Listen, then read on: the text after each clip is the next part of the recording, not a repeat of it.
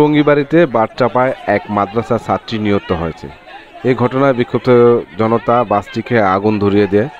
Fire service ও টঙ্গীবাড়ি থানার পুলিশের চেষ্টায় আগুন নিয়ন্ত্রণ আনে। স্থানীয়রা জানান, ঢাকা হতে যাত্রী নিয়ে ঘাতক বাসটি টঙ্গীবাড়ি ফিরছিল। নিহত মাদ্রাসার ছাত্রী আরবি স্থানীয় মাদ্রাসা হতে বাড়ি ফিরছিল। পথের মধ্যে টঙ্গীবাড়ি উপজেলা রামধুনীবাড়ি এলাকায় দুপুরের দিকে ঘাতক বাসটি মাদ্রাসার ছাত্রীকে চাপা দিলে ঘটনাস্থলে নিহত হয়। ঘটনার পরেই পালিয়ে যায় চালক। এ ব্যাপারে স্থানীয়রা জানান, ঘাতক বাসের ড্রাইভার জামাল একজন মাদক সেবী। সে মাদক খেয়ে বাস চালানোর কারণেই কিন্তু এই দুর্ঘটনা ঘটে। পরে স্থানীয়রা ক্ষিপ্ত হয়ে বাসটিকে আগুন ধরিয়ে দেয়। টঙ্গীবাড়ি থানার পুলিশ ও ফায়ার সার্ভিসে এসে আগুন নিয়ন্ত্রণ আনে। এ বিষয়ে টঙ্গীবাড়ি থানার ওসি সাইফুল আলম বলেন, বাসটি ঢাকা হতে টঙ্গীবাড়ি আসছিল।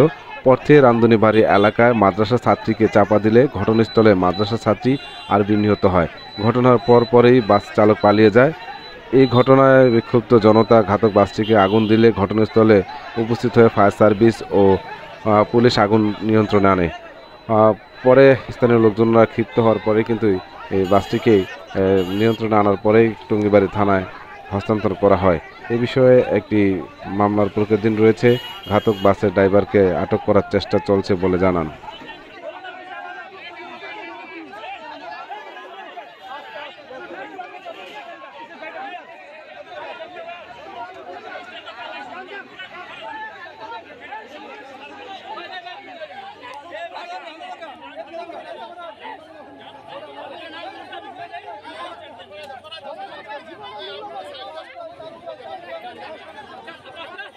গাড়ি চালাতে